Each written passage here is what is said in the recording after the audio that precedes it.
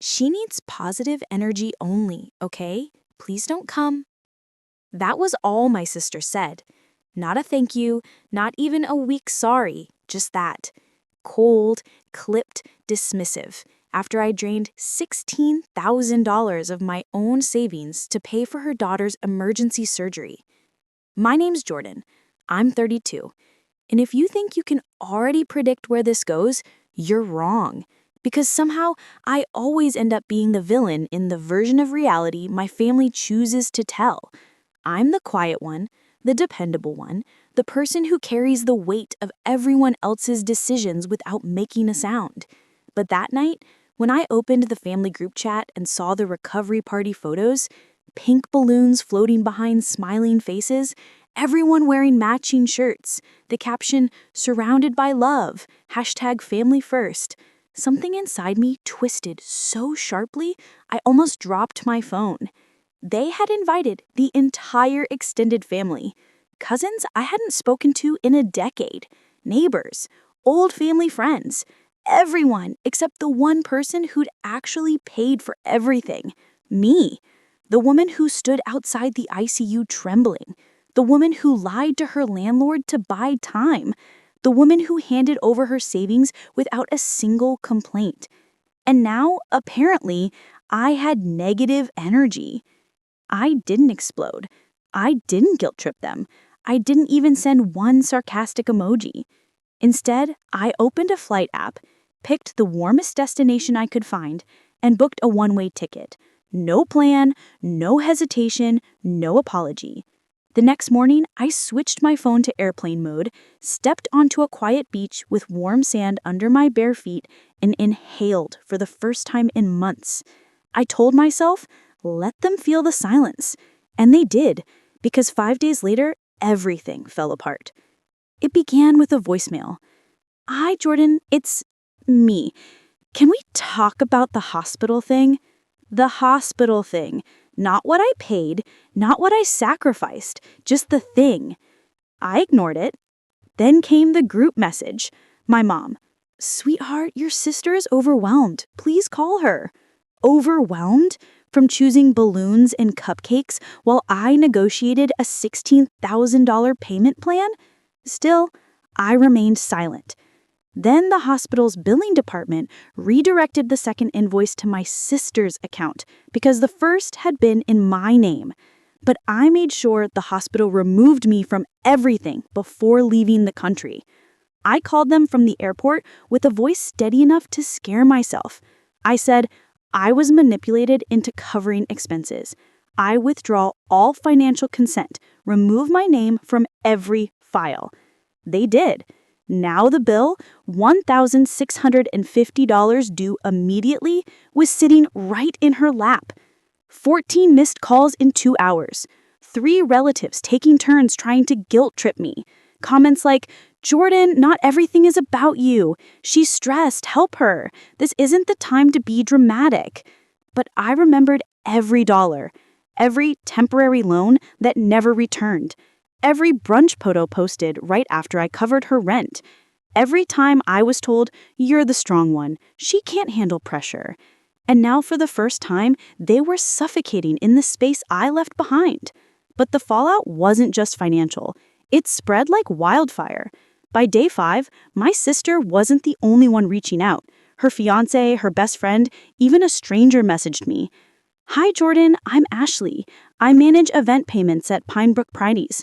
There's an outstanding balance. Could we resolve it?" A children's recovery party with a $2,300 catering bill, and a magician, and a balloon arch, all booked on the same credit card I had canceled mid-flight. They assumed I'd cover the entire event. They never even asked. Now vendors wanted payment. The venue threatened legal action. Everyone suddenly remembered who had been paying all along. But the real explosion came from a place none of them expected. A viral post. The hospital's charity partner uploaded a photo of my niece smiling in recovery with a caption, "Thanks to the extraordinary generosity of her aunt, this brave little girl has a second chance." The post blew up. People praised me. Teachers messaged me. A local reporter wanted an interview. My landlord taped a handwritten note to my door. Proud of you. $100 off this month. My sister saw the comments and broke. You made me look like a bad mother. I answered evenly. You managed that on your own. For the first time in our lives, she whispered something I never expected to hear from her. Please, help me. But before I could even process that, something arrived in my mailbox that nearly knocked the air out of my lungs. A summons. Cold. Official.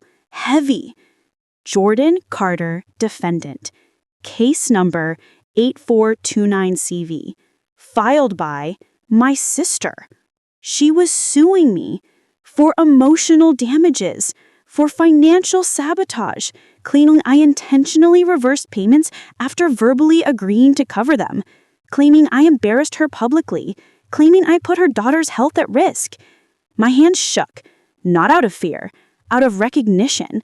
This was who she had always been, a manipulator wrapped in soft words and borrowed compassion.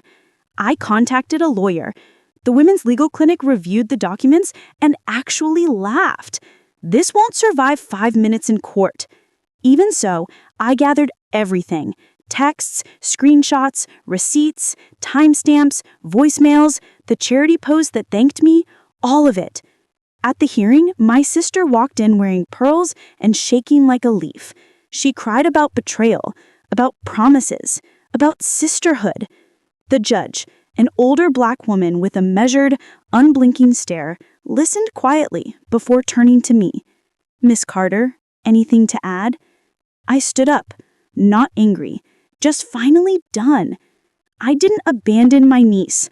I saved her. The only thing I refuse to keep paying for is being exploited. The judge nodded, firm and final. Case dismissed. And plaintiff, perhaps you should reconsider what family truly means. My sister sobbed again, but this time nobody rushed after her, not even our mom. Outside the courthouse, the sun hit my face. I had a voicemail from the hospital, a nurse I never met.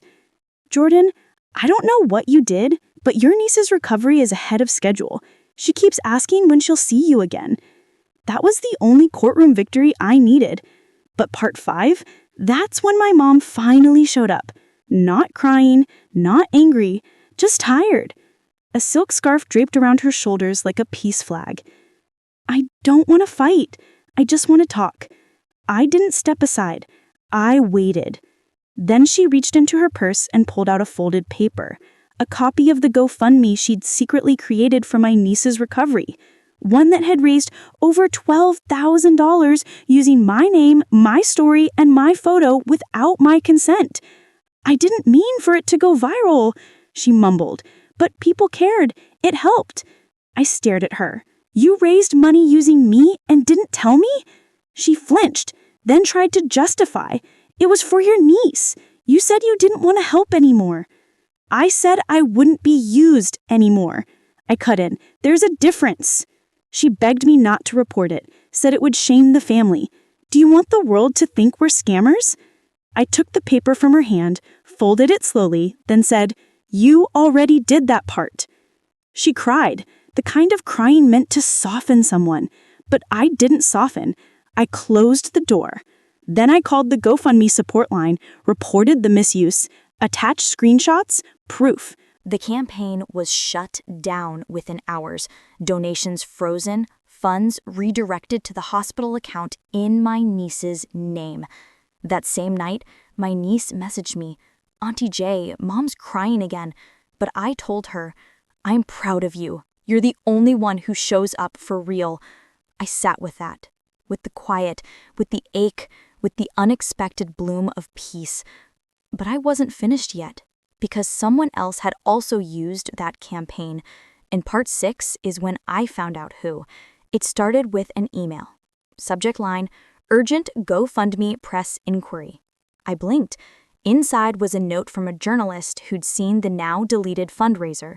They were doing a feature on viral donation scams and had questions, including why the campaign had linked to a local real estate business as its withdrawal account. Wait, what? I read it twice, then opened the cash fundraiser page, scrolled to the fine print, and there it was. The connected withdrawal account didn't say my mom's name. It said Sterling View Realty, LLC. My sister's husband's company, Ezra. Of course, I knew they'd always been close, but this? Using my niece's pain, my contribution as a front for their own gain? My hands shook as I opened my banking app, cross-referenced the wire I'd sent the hospital. I hadn't noticed it then, but the account number wasn't the one I had on file for billing.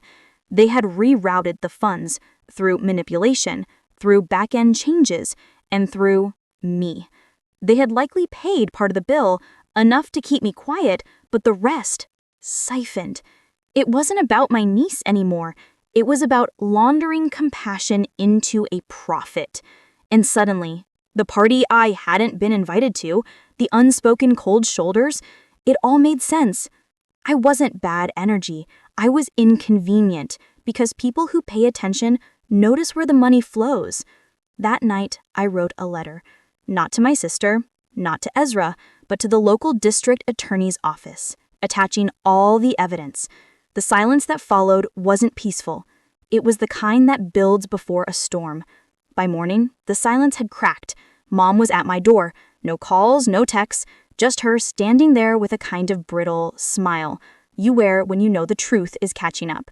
She didn't ask to come in. She walked straight to my kitchen, poured herself a glass of water, and sat like she still owned the place.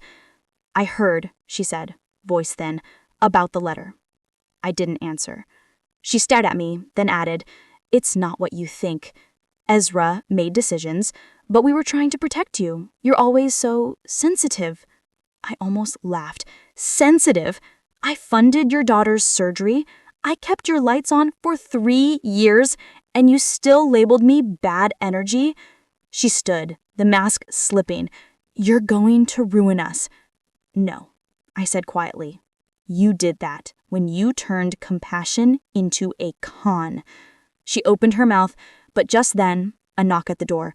I didn't have to guess who it was. A woman in a gray blazer stood there, badge visible, notepad ready. Behind her, another officer. "Are you Miss Caldwell?" I nodded. "We'd like to ask you a few questions regarding an open financial misconduct case. We have a report of fraudulent fundraising, misuse of healthcare funds, and unauthorized rerouting of bank transactions." I stepped aside. My mother's face drained of color. "I didn't," she began, but her voice was already too late. "They didn't come to accuse me. They came because I was the witness, the whistle blower." I watched as she sat down on my couch, trembling, answering questions she never thought would be asked. That night, I lit a candle by my window, not for revenge, but for justice that finally remembered my name. The newspaper never printed my name, just a quiet blur buried between weather forecasts and sports scores. "Local family under investigation for medical fund misappropriation. Charges pending." But I clipped it anyway. Taped it to the inside of my kitchen cabinet, not for pride, but for clarity. My sister sent a voice note a week later. It started with sobbing, then begging, then bargaining. She said the party was never meant to exclude me, that I misunderstood everything, that family is messy, but love is real. I didn't respond, not because I didn't care, but because sometimes healing means choosing silence over reopening wounds for someone else's comfort.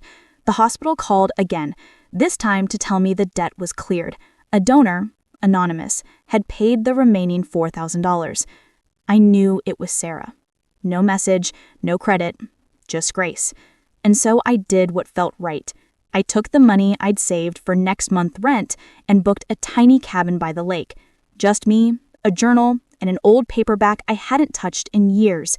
On the first morning there, I brewed my own coffee, walked outside barefoot, let the light fall across my face like forgiveness. No texts, no guilt, no titles like The Outsider. Just me, the woman who used to beg for a seat at the table, now building her own table beneath a sky too wide to be owned. As the wind kissed the pine trees and silence wrapped around me like a soft coat, I whispered, "You'll never steal my peace again." They say healing is loud, but mine, It arrived in the form of stillness.